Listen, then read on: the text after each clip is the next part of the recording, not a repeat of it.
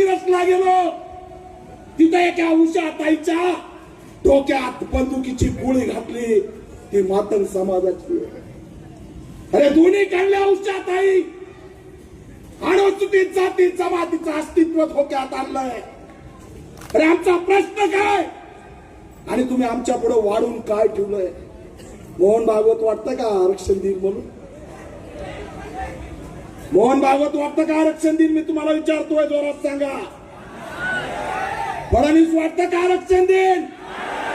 आणि कुणाच्या बापाचं घेऊन खात नाही.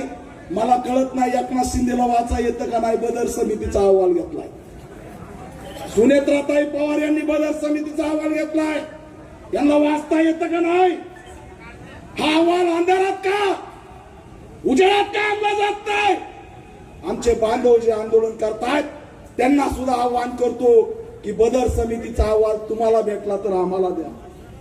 अरे त्याच्यावर चर्चा नाही, त्याच्यात काय लिहिलंय हे माहित नाही, आणि तुम्ही ते आरक्षण संपवाय निघालात. लक्षात ठेवा, जोपर्यंत बाबासाहेबांचा निळा झेंडा आहे तोपर्यंत या देशातून आरक्षण संपू शकत नाही. लक्षात ठेवा.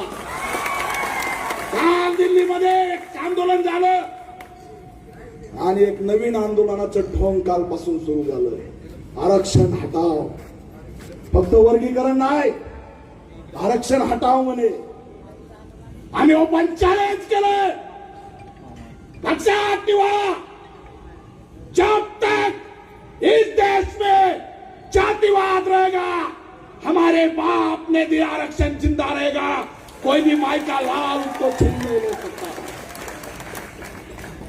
यांना महाराष्ट्राचं मणिपूर करायचंय. मणिपूरला विघटन केलं आरक्षणने. सगळ्या महिला नग्न करून भाऊ भाऊ भांडायला लागलेत. या मोहन भागवतला महाराष्ट्रात दंगल घडवायचे. 1 ऑगस्टचा अल्टिमेटम आहे बऱ्याच जणांचा. फडणवीस एकच सांगतोय, 1 ऑगस्टला कोणताही जर निर्णय अंधारात राहून घेतला तर हा समाज आयरा गैरा समाज नाही.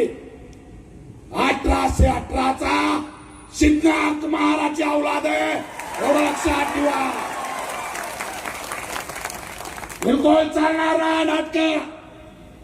बुलढाण्यातल्या मोर्चात मी आलोय, मला माहित आहे. बुलढाणा हे क्रांतीचं ठिकाण आहे. महाराष्ट्रात पहिलं गाणं जे आहे वर्गीकरणावर बनलं ते बुलढाण्यात, एवढं लक्षात ठेवा. अशी तशी चळवळ नाही. आणि म्हणून बांधवांनो, या उषाताई सारख्या अनेक हत्याकांड घडतात. लाडली बहिणीला 10,000 कोटी निधी वळवला. आमच्या स्वातंत्र्य बजेटचा कायदा कुठे आहे? अनेक प्रश्नावरती आमचा संघर्ष चालू आहे. पण आम्हाला विघटित करून टाकण्याचा डाव या ठिकाणी रचलेला आहे. म्हणून जाता जाता अनेक जणांना बोलायचंय, बऱ्याच जणांना बाहेर सुद्धा जायचंय. एकाच सांगतोय, तुम्ही लढायला तयार आहेत का? जोरात बोला. आणि म्हणून तुमच्या साक्षीने आरएसएसच्या मोहन भागवतला इशारा देतोय, जय भीम वाल्याच्या नादी लागायचं नाही. एक लक्षात ठेव, मोहन भागवत तुझा बाप डॉक्टर बाबासाहेब आंबेडकर आहे, कायम लक्षात ठेवा. म्हणून या लढ्यात ताकदीने या जातीच्या विरोधात बोलू नका, महापुरुषाच्या विरोधात बोलू नका. त्यांना दंगल घडवायचे, आपल्याला दंगल घडवायची नाही. दंगल जर घडवायचा प्रयत्न केला तो जो कोणी दंगल घडवायचा प्रयत्न करेल त्याच्या मास्टर माइंड हाकाला सोडायचं नाही. हा सुद्धा इशारा या माध्यमातून देतो. आणि म्हणून भावांनो, जाग्यावरच बसून ताकदीने हात वर करा आणि जोरात घोषणा द्या, जय